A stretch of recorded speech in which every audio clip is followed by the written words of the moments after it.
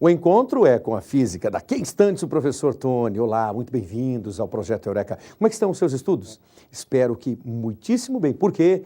Exageramos o superlativo, sim, colocamos a ideia desse adjetivo, exatamente porque é fundamental que você esteja seguro, esteja segura quanto ao seu curso e a sua preparação. E o Projeto Eureka, modestamente sim, mas com muito carinho e esforço do Governo do Estado do Paraná, traz informações úteis. Falando em informações úteis, namorar faz bem nessa hora de vestibular? Sim e não. Ficar em cima do muro é complexo, né? Mas sim por quê? Porque aquela figura amada pode ajudar e muito a você através das mais variadas situações. Não, porque os dois devem ter em mente que o namoro só é salutar se ele for colaborativo, se ele corroborar com o melhor para os dois. E se os dois têm o mesmo objetivo, passar no vestibular, ambos devem entender que haverá, depois das provas, finalzinho de dezembro, janeiro, tempo para namorar. Agora é tempo para estudar. Bom trabalho, boa física. Obrigado, Tony.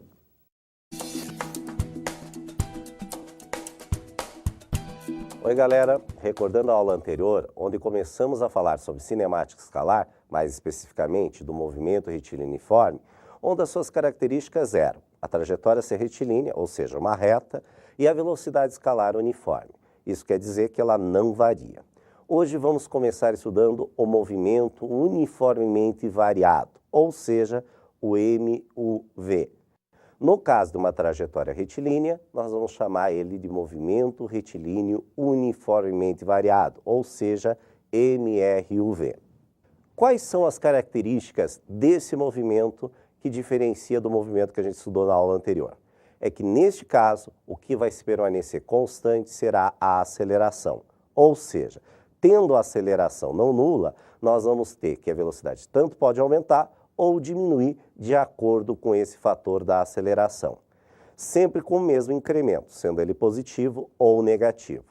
Isso vai fazer com que haja a variação da velocidade. No movimento retilíneo uniforme, ele poderia ser classificado de acordo com a sua velocidade, em progressivo ou retrógrado. Lembrando, o progressivo é quando a velocidade é positiva, o retrógrado é quando a sua velocidade é negativa. Agora, no MRUV, podemos ter mais uma classificação de acordo com a aceleração e a velocidade, ou seja, nós vamos ter que olhar as duas neste momento. Se a velocidade e a aceleração tiverem o mesmo sinal, dizemos que esse corpo é acelerado. Agora, se a velocidade e a aceleração tiverem sinais contrários, dizemos então que ele é retardado. Nome difícil, né? E fácil da gente lembrar também. Agora, como no movimento retilíneo uniforme, nós tínhamos algumas funções. Nós tínhamos a função horária das posições. No caso do movimento retilíneo uniformemente variado, nós teremos mais funções. Teremos a função horária dos espaços e a função horária da velocidade. Vamos iniciar agora a função horária dos espaços, utilizada para determinarmos onde o corpo se encontra em determinado tempo e é dado pela função. X é igual a x0 mais v0 vezes o tempo, mais a aceleração vezes o tempo ao quadrado sobre 2. O x, lembrando da aula anterior, é a posição onde a gente quer saber, num instante qualquer, que no sistema internacional é dado em metro. O x0 é a posição inicial, ou seja, no tempo que a gente começa a contar em 0 segundo, ou no tempo que a gente começar a contar os espaços. A v0 é a velocidade inicial. Por exemplo, a partir desse instante, vemos qual é a velocidade que ele tem, relembrando, metro por segundo a unidade no sistema internacional. O t, que é dado em tempo, que é o tempo que é dado em segundo. E a aceleração, que é dada em metro por segundo ao quadrado. Relembrando então, x é igual a x0 mais a velocidade vezes o tempo, mais a aceleração vezes o tempo ao quadrado sobre 2. Ou, se preferir, x igual a x0 mais v0 vezes o tempo, mais 1/2 da aceleração vezes o tempo ao quadrado.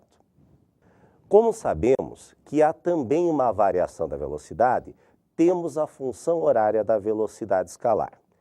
Esta função nos fornece a velocidade em determinado instante e ela vai ser dada por V igual a V0 mais a aceleração vezes o tempo. Onde o V é a velocidade naquele instante que a gente quer saber.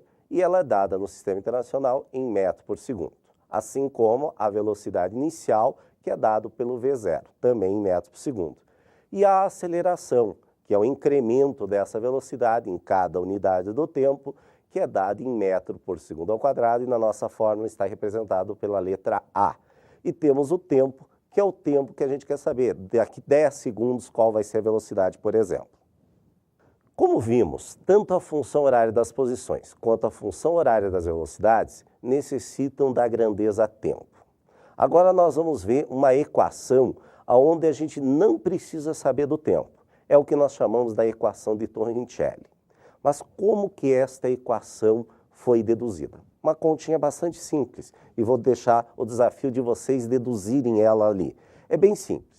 Na primeira, ou seja, na equação horária das velocidades, V igual a V0 mais a aceleração vezes o tempo, isole o T, deixa o T sozinho e deixa as outras unidades do outro lado do igual. E na segunda equação, no caso nossa, a primeira equação, x é igual a x0 mais a velocidade inicial vezes o tempo, mais 1/2 da aceleração vezes o tempo ao quadrado, no lugar dos tempos, substitua. Isso nós vamos obter a seguinte equação. V final ao quadrado é igual a V inicial ao quadrado, mais 2 vezes a aceleração vezes o ΔX. O V é a velocidade num instante qualquer, dado no Sistema Internacional por metro por segundo. O V0 é a velocidade inicial, também dado por metro por segundo no SI. O A é a aceleração, que no SI é dado em metro por segundo ao quadrado. E o ΔX é a distância percorrida. Mas o que é o ΔX? Relembrando na aula passada, nós vimos que ΔX é o deslocamento, que é a posição final menos a posição inicial, que é dado também em metros. Agora vamos fazer uma atividade bastante simples e que, por sinal, foi de um vestibular da Universidade Federal Tecnológica do Paraná, o antigo Cefet. Na decolagem, um certo avião partindo do repouso percorre 500 metros em 10 segundos. Considerando a sua aceleração constante igual a 10 metros por segundo ao quadrado, a velocidade com que esse avião levanta voo é em metros por segundo de letra A, 100, letra B, 200, letra C, 125, letra D, 50 e letra E, 144. Então, nós vamos aplicar neste caso, porque nós conhecemos, queremos saber a velocidade final, conhecemos que ele partiu do repouso, ou seja, a velocidade inicial é igual a 0. Conhecemos a aceleração, que é 10 metros por segundo ao quadrado. E temos o deslocamento que ele vai fazer na pista, que é 500 metros. Usando, então, a equação de Torricelli, que é V final ao quadrado é igual a V inicial ao quadrado, mais 2 vezes a aceleração vezes o ΔX, substituindo, nós vamos ter que o V final é igual a 0, que é a velocidade inicial, ao quadrado, mais 2 vezes o A, que é 10, vezes o ΔX, que é 500. Fazendo as continhas, nós vamos ter que V ao quadrado é igual a 0 ao quadrado, 0. 2 vezes 10, 20, 20 vezes 500 igual a 10.000. Ou seja, V ao quadrado igual a 10.000. Tirando a raiz de ambos os membros, vamos ter que V é igual a 100 metros por segundo. Assim como no MRU, tínhamos diagramas para representarmos os movimentos.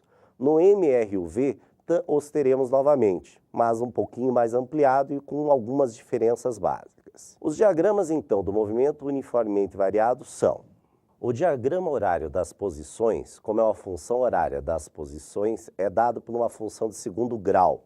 E temos nesse diagrama a formação de um gráfico já bastante conhecido, que é a formação de uma parábola.